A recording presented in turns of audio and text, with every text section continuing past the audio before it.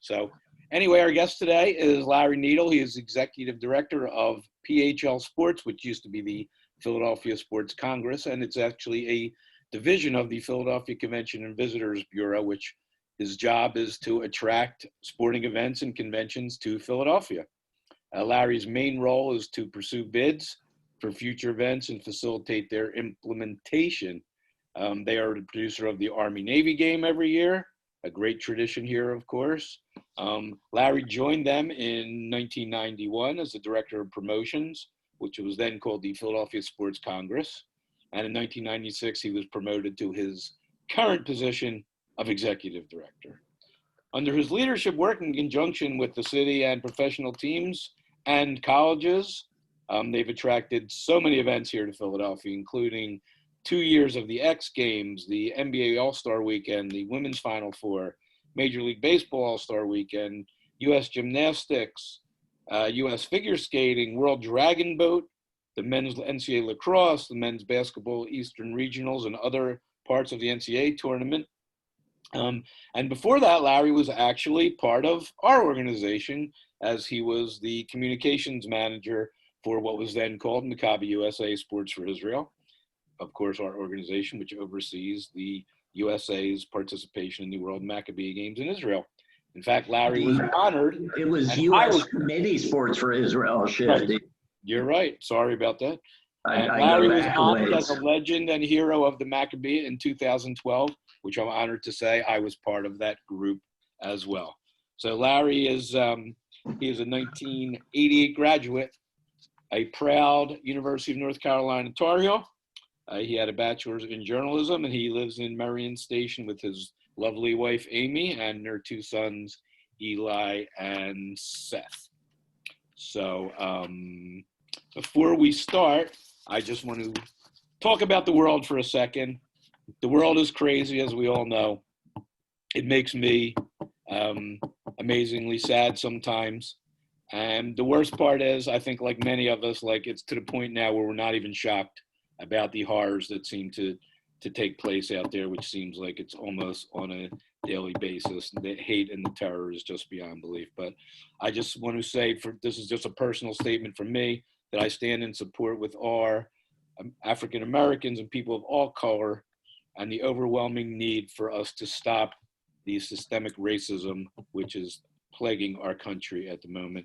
And if you, there's some people have some incredible insights on this, way more than me. So going on the internet earlier today, hearing the words of Kenny Smith, of Robert Ory, of Chris Webber, Marcus Johnson, Michael Wilbon, and many others, multiple tears to my eyes today just listening to them. So to the extent that I can, I feel their pain, and I pray for the end of this horror to us. And Larry wants to make a comment on this as well. Thanks, Shifty. Yeah, I'll just say that certainly I appreciate everything that the athletes are doing and that we're seeing in recent days and months, and the way they're using this platform of sports to enact change. I think it's been amazing for all of us to see. And usually, sports is kind of our escape from the real world, and there's a separation between the two. And I think this has really helped connect the two. And I think that's a good thing at the end of the day. They're using their celebrity to make the world a better place. And we should frankly all kind of follow their lead. Beautifully said and well done. If you have questions, as Steve said earlier, put them in the chat box and we will get to them.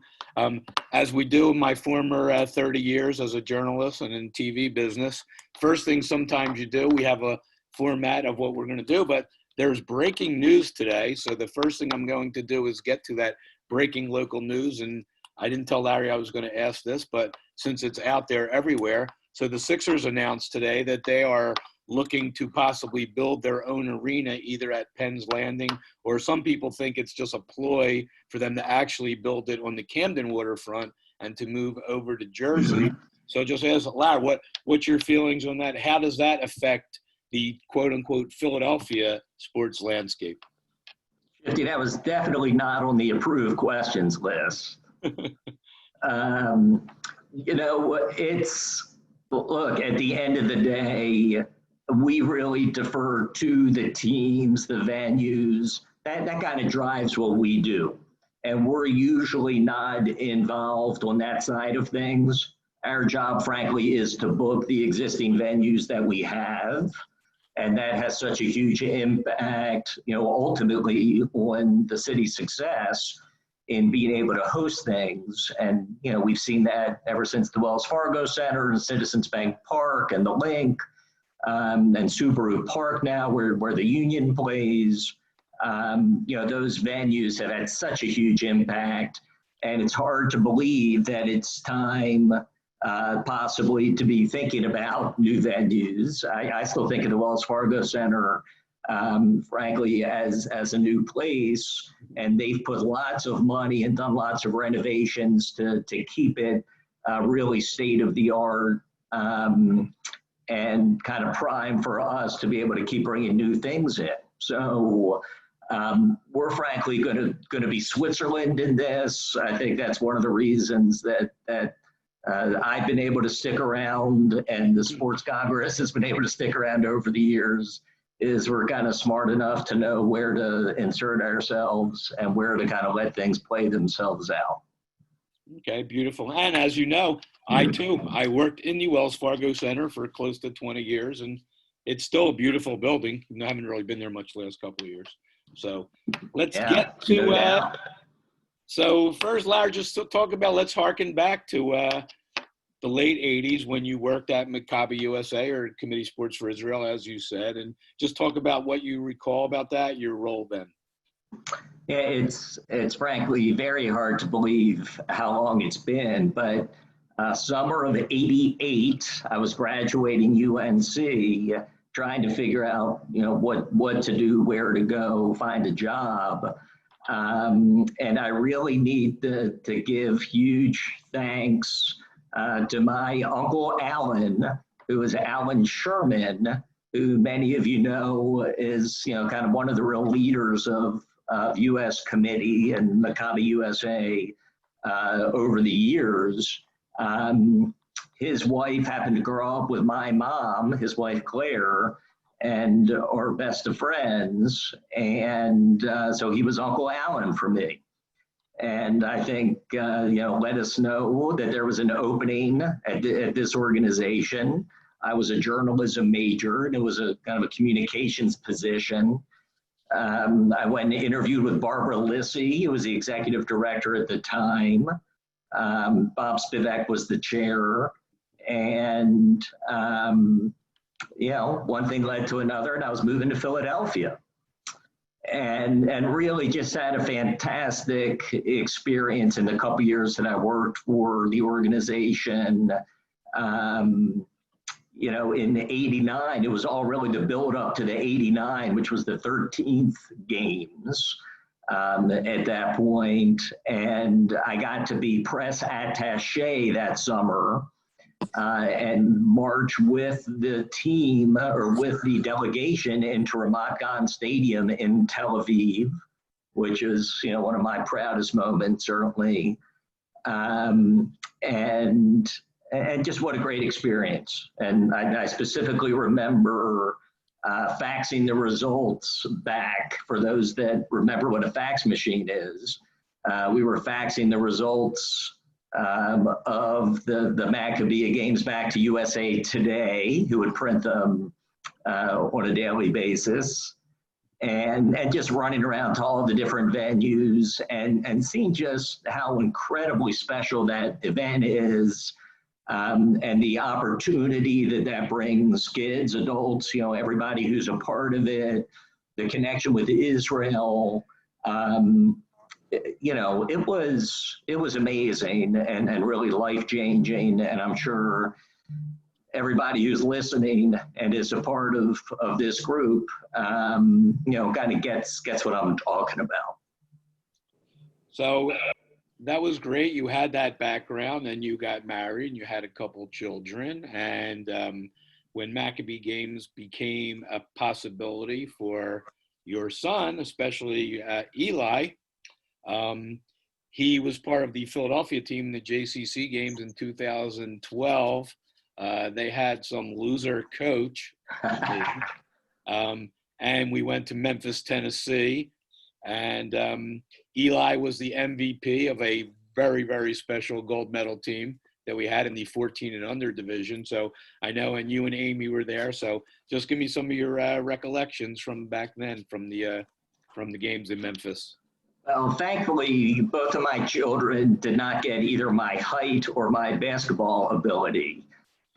Eli, as you know, is 6'1", 225 in high school, and pretty darn good hoops player, and was able to play for you. And what an amazing experience that was. You are certainly the true legend among us, and the next show in my book should be somebody interviewing you, frankly. But an amazing experience. We got to go down to Memphis and watch that, and again, to see what that event is like. And bringing Jewish kids together, and the home hospitality and the experience that the kids get is so special. And then that kind of led, frankly, to a couple years later, Eli ultimately making the junior team for the World Maccabee Games in Israel in 2015. 13. And he was still in high school.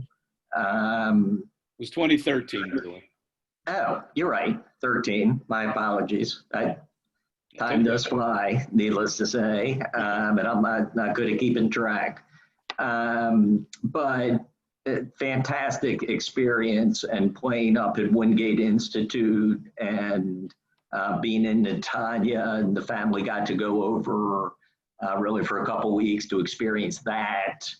How special that was, and again, to see it from that different perspective, to have your kid in it. And Seth also had a fantastic experience playing with a lot of his good friends in the different youth games over several years, and traveling with that. It's the whole thing is pretty awesome. So I have to throw in for everyone a little personal thing. So we had a great team. Eli was probably the MVP, but we were in the semifinal games, and we had a 3-point lead. We had come back. A game was in overtime against Dallas. We were down double digits, came back, tied it. Game went to overtime. One of our players, Tyler Milan, whose father is the person who got me into coaching, Tyler was at the line. He was like 100% free throw shooter. And there was only like 8 seconds left in the game or something. And Tyler's at the line. He makes this one. The game's over. We'd be up 4. And Eli suddenly yells, this is Eli's Larry kid, suddenly yells to everyone get off the line and come back here, right when Tyler was shooting. So the referees wave it off, no basket, give them the ball. They're up 3. They dribble down the court. They jack up a shot. Thankfully, they missed it. So we won. And team comes over to the bench afterwards. I'm like, guys, unbelievable effort. Came back double digits. And who the F are you to be telling the players what to do? You're playing. I'm coaching. Shut up next time. And I freaked out on Eli. And the gold medal game was like 2 hours later. And Eli dominated once. In fact, the team we played in the gold medal game was Atlanta, who was very, very good, definitely comparable to us. And we just, I don't know what that screaming at them did, but we jumped out to like a 28-4 lead or something. And we actually, in honor of Larry's alma mater, we were up by so many points and there was no shot clock. In the fourth quarter of that game, we just ran 4 corners and we just ran the last 8 minutes off the clock to win the game. So. Oh my God. I love the fact that your memory is so good, and you can probably do that. I assume. That was what year was that, Memphis? 2012. So that was 2012, and you can remember it in that detail. Those type things always stand out. I couldn't tell you what I had for breakfast today, though. Well, I'd like to think that was a sign of Eli's leadership abilities, even if it was slightly mistimed when he chose to invoke it. So also with Eli was a prominent member of the Lower Merion basketball team. And of course, as we know, where Kobe Bryant went and everything. In fact, this past week, on August 23rd, Kobe would have been 42 years old. He's sort of sadly missed, and another great tragedy that happened recently. In fact, they had 824, which was 824, the two numbers he were becoming known as Mamba Day. So I know Eli got to meet Kobe a few times, because every time the Lakers came to Philly, Kobe then, went to Lower Merion and talked. So just talk about whatever Eli's experience with Kobe was. Yeah, I mean, Kobe was really at the heart of so much of that experience in Lower Merion basketball. Obviously they play in his gym, and he would send shoes to the kids every year, and he would host the kids, and he would sometimes show up at practice, sometimes unannounced, or welcome the kids in the locker room after a Lakers game at the arena. And he so loved his experience at Lower Merion, and with Coach Downer and with that staff, and his very good friends, Doug Young and others who he played with, who were still coaching there. So yeah, it was just, and obviously to this moment is hugely heartbreaking, and it's going to take a long time, I think, for people to kind of to land on their feet. And all those coaches, frankly, are incredible and so committed to those kids, do such a fantastic job. I know they're going to carry on that legacy, but it's going to be really hard with Kobe not here.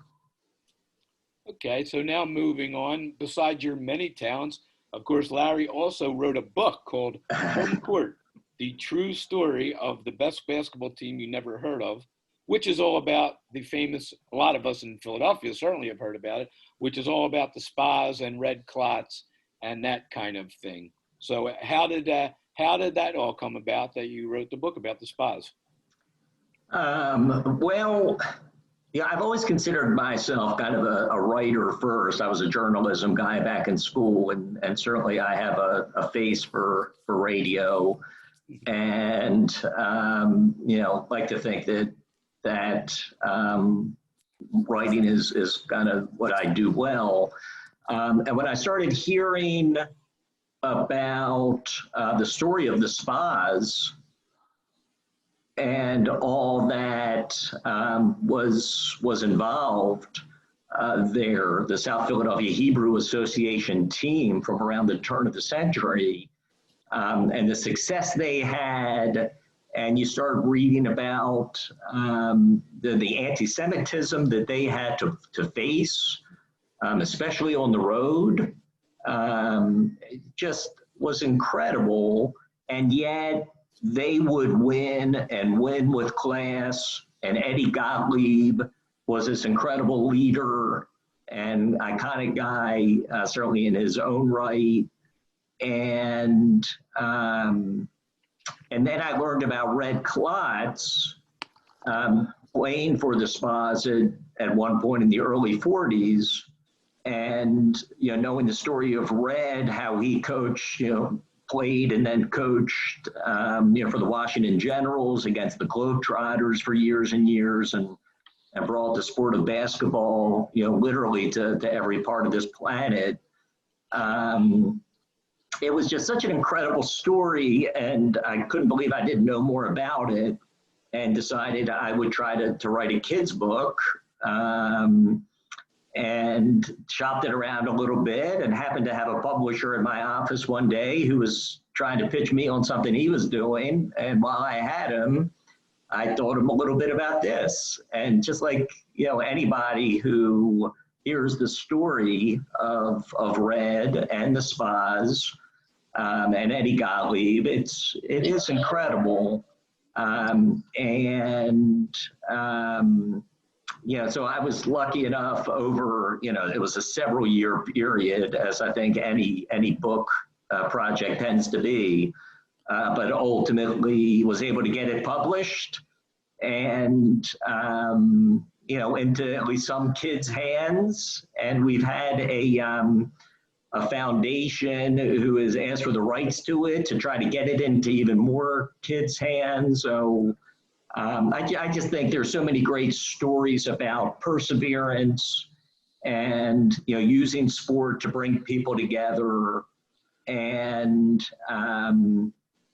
letting your game do your talking. Like that more than anything, because they could show that these Jewish athletes could play with anybody, and they were going to rise above, and they were going to beat you with their basketball game and their teamwork, and make people see that they were great athletes and players and teams, and kind of tell us the story that way in the face of all that that they had to deal with. So, yeah, so I was proud to be able to tell their story, and I think it's something we should all kind of continue to share.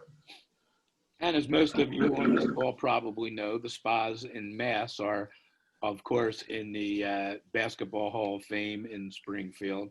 And of course, Eddie Gottlieb, the spas, which was then the Jewish Basketball League, evolved into what eventually became the NBA with Eddie Gottlieb, first as the owner of the Warriors, of course, and the mogul, as he was certainly known as, and so many great players from the spas. As they say, the people who own the city are the ones who controlled basketball, and in that area, Jewish people were the ones controlling the city parts, and that's where we were at. And Shifty, you mentioned the Hall of Fame. Red Klotz is not in the Hall of Fame, and he needs to be. And that's something that his family and everybody that knows his story, friend or not, just objectively, he deserves to be there. And that's something I wish that more people would champion, because that guy, more than anybody else, over so many years, the Globetrotters and others would come and go, and those teams would change. He was there for 40 plus years. Right. He has his rafter up at the Wells Fargo Center. He literally brought the game to millions of people, and to be able to do it the way he did and honor the sport and be willing to be, the other team to the Globetrotters and their foil. He was an amazing guy, and I'll just take this minute to advocate for Red Klotz being in the Basketball Hall of Fame. Well, I know when I was a child, my grandfather took me to the Globetrotters game every year when they played in Philadelphia, whether it was in the arena or the Spectrum or the Civic Center or wherever it was. So yeah, likewise. So now let's get to actually what you do, Larry. Took a little while, but I knew we'd get there eventually. So what goes into, you're in charge of bringing big sporting events, national, international, local stuff into the city. So just a general, what goes into bringing an event to Philadelphia? Well, every one is a little bit different. And the reality is, at the end of the day, it's all about the partners that we have in the community. And that starts with the pro teams and the universities and the venues and the different sports leaders. Ultimately, they're the ones that really make this stuff happen. And our job is really just to be the facilitator and sometimes initiating the bids. And sometimes people will reach out to us and say, hey, we think, this is a great opportunity. And they'll send a request for a proposal to us and say, what do you think? And then we will work, as part of the CVB team, the Convention Bureau team, we'll work to kind of fill in the holes, and we'll work on the bids, and we'll work on the hotels, and if the convention center is involved, and if we need off-site venues and events at different places, and raising city awareness and all those things. So our job is to kind of be that facilitator and connect the dots. But I can tell you, we wouldn't have things like NCAA championships without those schools being the host schools and the venues stepping up. And we wouldn't have the NFL draft without the Eagles and the city. And I should mention the city and the state too, certainly, because they're the ones, you take an event like the NFL draft, they were, front and center because we were out there on the parkway and making that happen. Sometimes there's, public dollars involved, but in most cases, there really isn't. It's us just getting all of those different entities together and ultimately working to put those events on, and then to make sure we're doing them successfully so that they want to come back and the city looks good and sounds good, and we put our best foot forward. So, I'd say partnership is kind of the key message in all of that. And there are sports commissions in different cities that are doing exactly what we do. And I can tell you, when I started doing this in the 90s, there were maybe a few dozen cities that kind of focused on this as a real emphasis for economic development. And now the what's called Sports ETA, which was the National Association of Sports Commissions, has over 1,000 members. And every community, big and small, is trying to bring different events to their community and bringing in the things that are the right fit. And for us, because we have this incredible sports marketplace or market in Philadelphia and landscape, we're able, frankly, to be a little choosy, selective in what we're going after. So we're able to go after the biggest and the best events because we need to make sure that the fans are going to be excited about it and show up, and it's going to be financially successful, and it's going to put a lot of people in hotel rooms and be great national and international exposure for us. So we're lucky to be able to go after kind of the biggest and the best stuff. And that's really because we have this infrastructure as a city with the venues, with the hotels, with the transportation system, the fourth largest media market in the country. We've got this incredible package to share in this great city, and that kind of makes it easy at the end of the day. Philadelphians are incredibly loyal and supportive of things that they get behind. I think they really kind of own a lot of things. The Philadelphia sports fans nationally, for whatever reason, sometimes get a bad rap. Is that ever an obstacle in choosing an event, or do the people making the ultimate decision factor that in at all, do you think?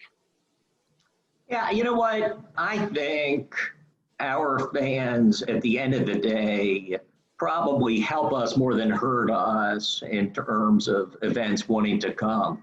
The NFL draft had, if you put them on truth serum, the NFL would say that was their greatest draft because the energy and excitement on the Parkway and what those fans brought was unmatched. And the electricity and the energy that is at every sporting event, frankly, all these major events in our city, that's because of the great passion of the fan base. So I can't remember a time that they said, well, we're a little nervous because we heard about your Philly fans. That really has never been the case. I think it's kind of the opposite. Yeah, so not long after you started working at what's then the Philadelphia Sports Congress, what is considered by many the greatest, most exciting college basketball game in history happened at the Spectrum when those hated Dukies to you against Kentucky. And I know you were there, but you were involved with the event coming, the Eastern Regional, the NCAA tournament to Philly. Just a couple reflections on that famous game and the famous, infamous Christian Laettner. I've only recently gotten over it, Shifty, so thank you for bringing that one up. Because you're right, as a proud Tar Heel, it was not easy to watch Christian knock that one down. But yes, what an amazing game and iconic, and to have that in the Spectrum and be one of this legendary sports moments that Philadelphia hosted is pretty spectacular. And now you're going to make us look at it, aren't you? Well, we'll show a drop of it. I'm not sure how much of it, but doing the craft in situations like this. Another wonderful human being, and call a quick timeout. Hurley. Here it is. A long pass from Grant Hill. Laettner just turning around, and it's good.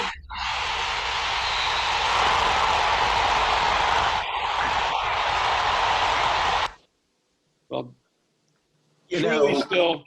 I think this is probably revenge for Eli, the calling everybody off the line, or maybe Amy and I were yelling at you sometime, and you were waiting for the right moment to get us back. How could you? Eli played every minute that entire tournament. There's no reason to ever yell at me. No, I just thought that's a great moment that shows what you guys do and how special those kind of moments make Philadelphia. I am not a Duke lover either. However, this is a good time to also say, I don't know if you even know this, but Duke associate head coach John Shire is going to be the head coach of our USA Maccabea Open team in the next Maccabea games. Yeah, that's fantastic, and he's the real deal. I know. And that's an awesome pick. And, we have fun with the Duke Carolina, the rivalry, but long history and great respect between the two, which makes it fun. But look, the NCAA events, that really is about the arena and the host school. Every time we host one of those, a different one of our local kind of Big Six, City Six universities steps up as a host school, and they're staffing it and producing it, working with the folks at the arena. And our job is really just to fill in a little bit. We make sure the hotels are lined up. We make sure we've got some street banners out there and hosting any special events and things. And the student athletes and the NCAA and the fans have a great experience. That's kind of our job. But those things, really start with the arena and the schools. A couple years into your tenure, I think a little off the beaten track, but ended up being a giant event, which they never expected, I would think, to have here, was when the X Games came to Philadelphia, which was in the building that I worked at and in the parking lot there at I don't even remember what it was called then. It wasn't the Wells Fargo, but it might have been the First Union Center, it might have been the Coors State Center, whatever it was at the time. But talk about, that's a whole different thing than what most people think of as, sports in general. So what was it like? How was it different? hosting the X Games, which you did for 2 years in a row in 01 and 02. That was very cool. And the neat thing was we were only, I guess, a few years in at that point. It started, I want to say, in Providence, Rhode Island in the mid-90s, went to LA, I believe, for 2 years, and was really just becoming this famous event. And we started hearing about it and connecting with, and frankly, I can't even remember where the initial contact came from and the outreach, but we found out about it, and what a special thing it was.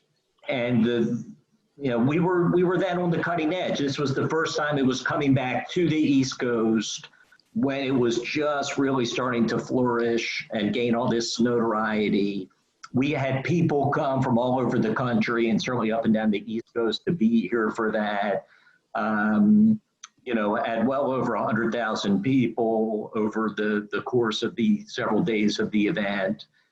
And it was also on different sites. I don't know if you remember, but they had wakeboarding on the Schuylkill River. Yes, I do. They had a street luge course that went down, I'm forgetting the road, but I think it was like Wissahickon Ave,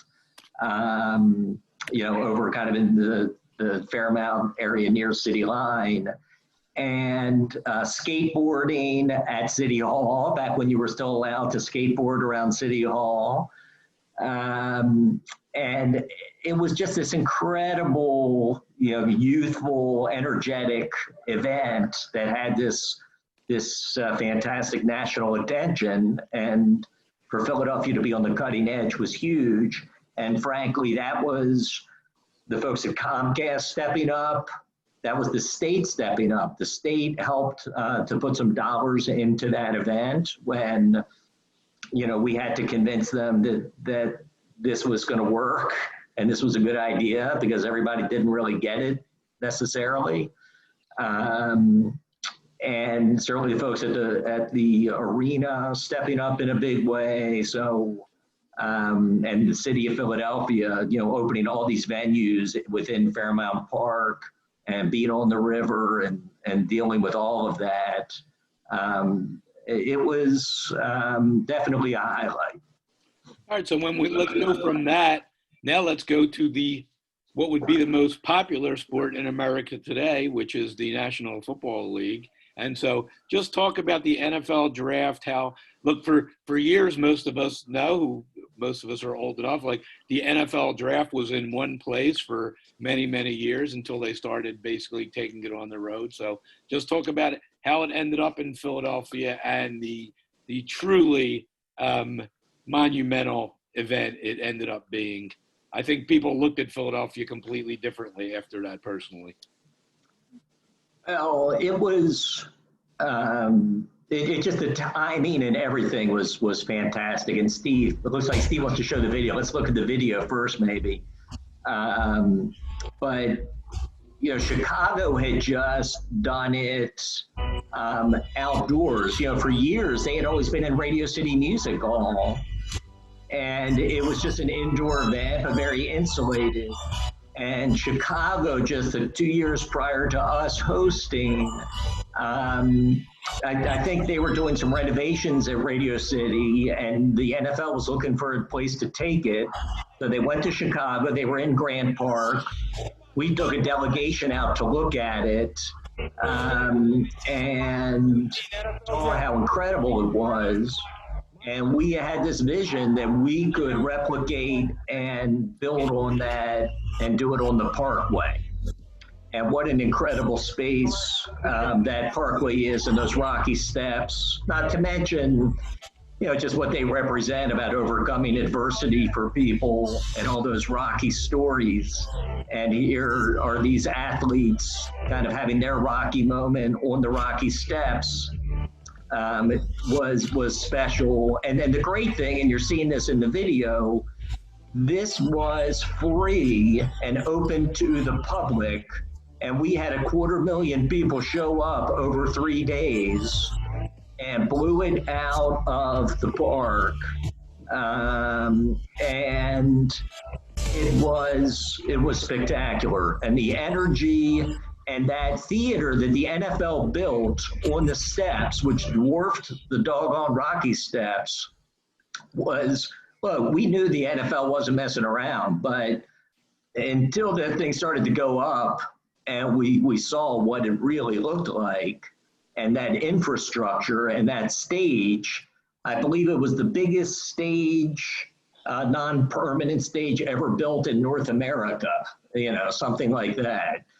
And to see that thing come to life, and then to walk out there that first night, and have 80, 90,000 people there and just loving it.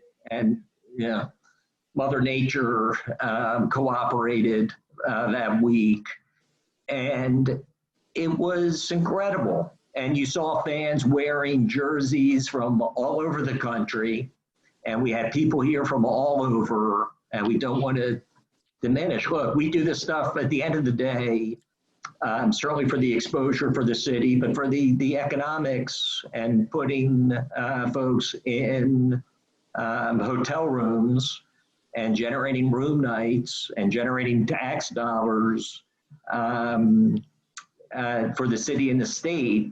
And this event did all of those things in spades. And we couldn't have been more thrilled about it. Well, I can also say I was still working at Comcast Sportsnet at the time, and I was one of our field producers. As it was being built, I was there almost every day with one of our reporters, field producing some kind of piece that we were doing for the news. Those were in the days when Comcast Sportsnet actually was also a sports news station. I won't go further on that. But so I saw the just monumental undertaking that it was and how it all came together. And I was going to say, how much concern was there about weather? But we know the weather did end up being perfect and was a non-issue at all. And truly one of the great non-sporting sports events in Philadelphia sports history, without a doubt. You guys truly could be extra commended for that. Which brings me to the next one, which is something that happens every year, which is the Army-Navy game. So let's talk about that. And it's an annual event, which makes it a little different. You probably have a good handle because it happens so often. But just talk about what it means to the city having the Army-Navy game here every year. It's incredibly special. I mean, it's really our bowl game at the end of the day. And it's, as big as any bowl game out there, the Rose Bowl, the Orange Bowl, the Sugar Bowl. When you look at the coverage that the event gets, when you look at the number of people that it brings to town, there are about 50,000 fans that make their way in to Philadelphia each year for Army-Navy. And for anybody that hasn't been, you have to have it on your bucket list because it is a day full of goosebumps and something that will make you just feel so proud to be an American, whatever side you may be rooting for. But the march on and the flyovers and, the alma maters at the end of the game when the place goes silent and they will first play the alma mater of the losing team, and both teams will stand at attention and sing, and then switch over to the winning team. I mean, that moment alone is worth its weight in gold. And so we're so lucky to be able to do that and to work with the academies and to work with the Eagles, who do such an incredible job hosting that for us at the link, and to work with the city and the state. The amount of people that go into putting that event on is kind of mind-boggling. And you can imagine from a security standpoint, so much that frankly happens way above our pay grade. And we just make sure that everybody's kind of talking to each other. But what an incredible event. We are the home of the game. We've now hosted 90 out of 120. We're currently on a contract that has us hosting 4 out of 5. We're keeping our fingers crossed that there's going to be a game December 12th. And, you know, frankly, kind of waiting to see how that's going to play out in terms of being able to have fans or not and what that looks like. But as long as there's college football being played and the academies are playing, we're certainly hoping that we're going to be able to host them at the Link. Again, this year, it actually goes to New York in 21, and it's something that was the one time from this cycle that they gave it to another city, and that had to do with the honoring or commemorating the 20th anniversary of 9/11. But then it comes back in 22. So I'll just suggest, and you have to see it in Philadelphia to get the full experience, with all due respect to any other city that's lucky enough to host. But this is kind of where the tradition is, where the action is, and it's an honor for us to host. Hey, we're halfway through both academies, and this is the only place it really should ever be, as far as I'm concerned. Completely agree. So you're involved with so many big events that are colleges and professional and stuff, but there's also many other events that are on the more amateur high school and even AU circuit. One of the big ones is the Stokesbury Regatta, and the what's the other regatta that's here every year? The Dad Vale, right, the head of the Schuylkill. Right. So talk about that. The whole city practically closes down also. I know the drives do, the Kelly Drive and the West River Drive, and they're huge events for the city as well. They are. Those annual events are really, in many ways, the lifeblood of the city sports calendar. And I can tell you that we have very little to do with those and that success. And those are, in many cases, volunteer driven, and just incredible staffs that are dedicated to those sports and those events, that put those events on every year. And in many cases, we help with, maybe booking hotel rooms and such around them. But I can tell you that 99% of those events are driven by those organizing committees.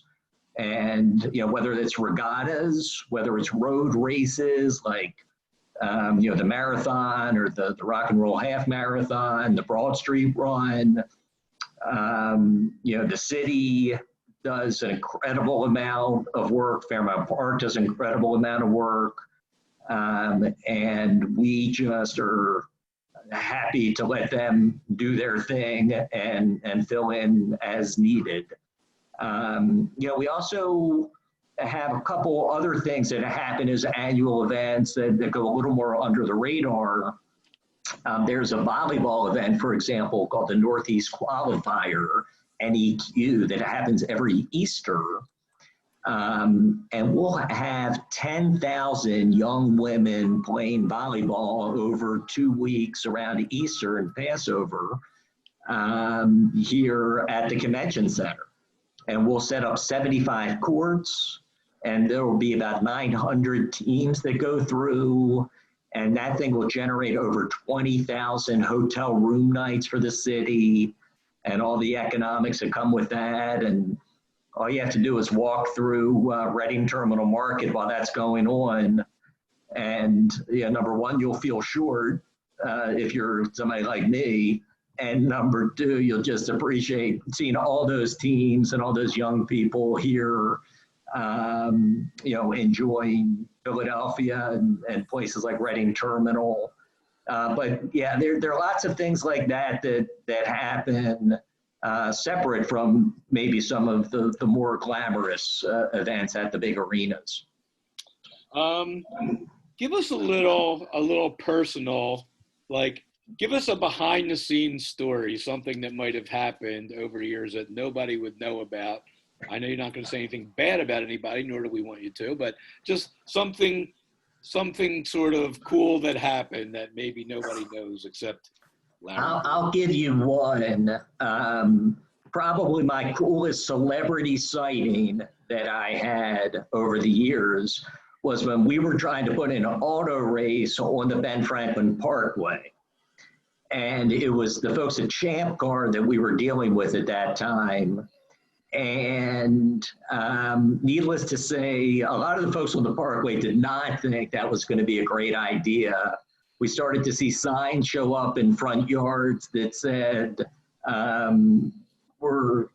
Jesus, I'm going to forget. But the idea was that it was not a raceway, it was a parkway, I think was what it was. As part of that, I mean, we were courting them, I'll say, for at least 6 months or more and seeing if we could make that happen. And one of the people that was very involved with Champ Car as an owner at that point was Paul Newman. So you'll remember Paul Newman was both, an actual driver and an owner. And wouldn't you know that as they were trying to help convince the city, they sent Paul Newman into town. And I find myself at a meeting at City Council with Paul Newman, and I got to have, a brief 2-minute chat with him and congratulated him on his success from the week before. But I can tell you that was a surreal moment to be sitting there staring at Paul Newman, who was one of my favorite actors and this incredible guy who then, had such great success even after his acting career. But this iconic guy, that was a special moment. So we'll give you that one. And that story just reminded me of the famous mystery question of life too, which is why do you drive on a parkway and park on a driveway? That's what they thought, and frankly, they won that argument. There was not a Champ Car race that ever happened, and that might be one reason I'm still in this job 30 years later. What is one of the groups who was? I mean, again, you're not naming names in general, but who was like the best group to work with? Who you thought, oh, this might be a problem, but they came in and they were just incredible on all levels. Oh my gosh. You're going to get me in trouble with that one. You start out by saying they're all great, but. Yeah, they are all great. I won't even say but. Again, to work with, the NFL around the draft was about as cool as it gets. And to see the level at which they do things and the resources that they bring to the table, that was frankly unlike anything that we had ever seen. And was just impressive and awesome. But I can't think of a bad experience. I can tell you that it's just like anything we all do. Nobody wants to show what's happening behind the curtain. And we all want to be like the duck on the water, and nobody has to see how much it's churning underneath. And, hopefully in a perfect world, we've done a good job keeping that stuff behind the curtain so that people can just experience the event and enjoy it as fans and have a great time in Philadelphia. That's ultimately what we're trying to create.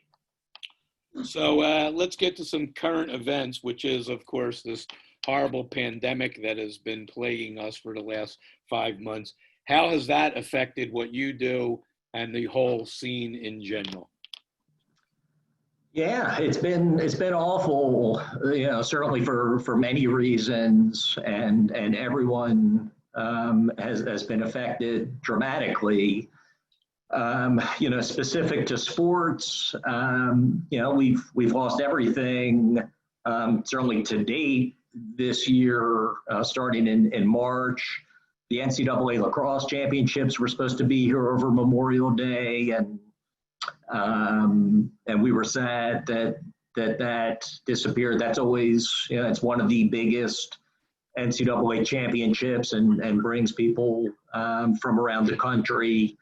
All the pro events, the college events, you feel so much for these athletes that have missed their chance to play, especially the college kids who might not get another shot, just based on eligibility and things. And the annual events, as we talked about, those road races and regattas, and our NEQ volleyball event that was trying to get pushing that date back, and in the end they just couldn't make it work for 20.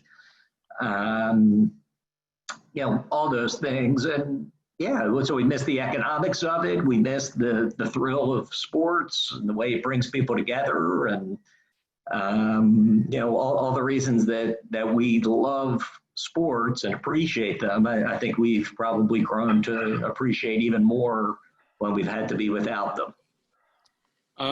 How about we'll say we get back to some level of normalcy. What can we look forward to on the horizon besides, the Army-Navy game and the regular stuff? What events are slated to be here, like over the next couple of years? Well, I can tell you one that I know Mr. Buchan's is going to be excited about is we have the fencing, USA Fencing Summer Nationals are actually here next summer. It's going to bring thousands of fencers to the convention center, for example. We've got the NCAA men's basketball regional comes back in 22.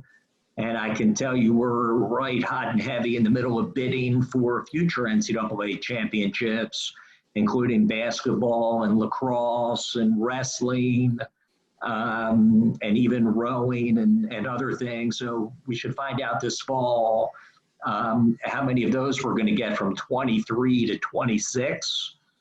We've been in that process now. You may have seen just this past spring, they announced that the baseball all-star game is going to come in 26. And the Phillies and their great chairman, who was also, and president, who was also our chairman at PHL Sports, David Montgomery, really made that happen in many ways single-handedly. And then his team of folks and executives at the Phillies, working with the city and everybody at the Convention Bureau. So we're very excited to have that back here in 26, kind of following the fact that we had 96 and 76 for Baseball All-Star. PGA Championship's going to be here in 26.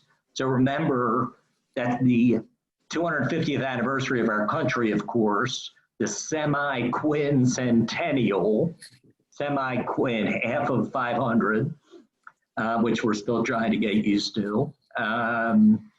So that's going to be an awesome event. And frankly, we have our fingers crossed that year in the summer, we'll be hosting the World Cup in Philadelphia.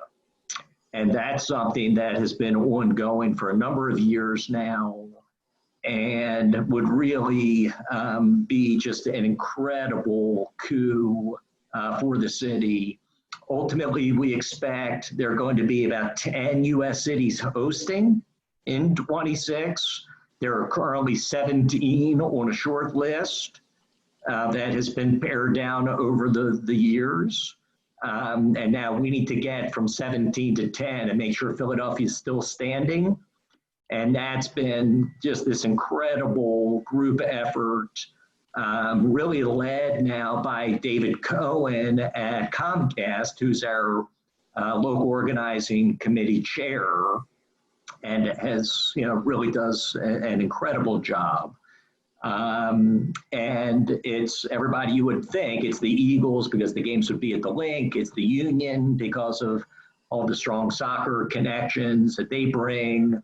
It's Eastern Pennsylvania Youth Soccer and all the different youth soccer folks kind of in the region. all of our hospitality leaders. I mean, this is a big one. It would be a huge impact. People will certainly be here from around the world, and we are pushing hard to make sure that we stay on that list. So lots of exciting things in the works, certainly, and we're looking forward to it.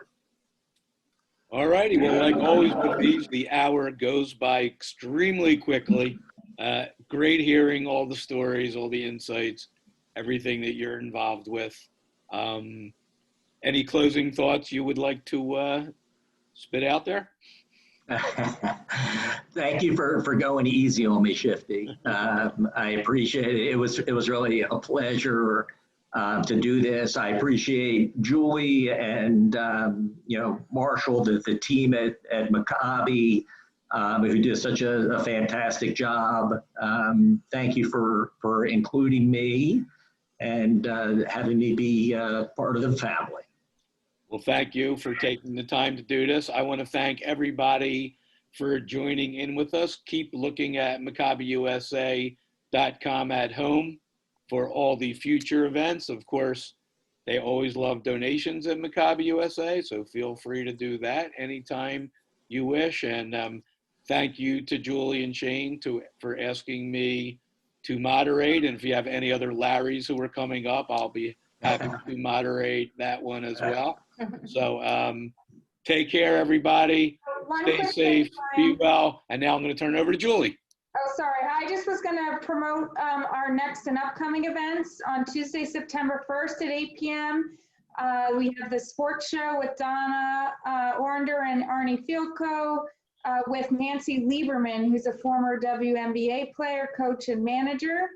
And then we have our book club on Thursday, September 3rd at 1 p.m. Aliyah, African American Hoopsters in the Holy Land by David Goldstein. So just do check out our website and join us for another event. So thank you for joining us. Thank you, Jewel. And thank everybody. Once again, I just want to say, everybody, please be safe, stay well. Take care. Thank you, guys. Thanks again. Take care. Bye-bye. Bye-bye. What's up, bro?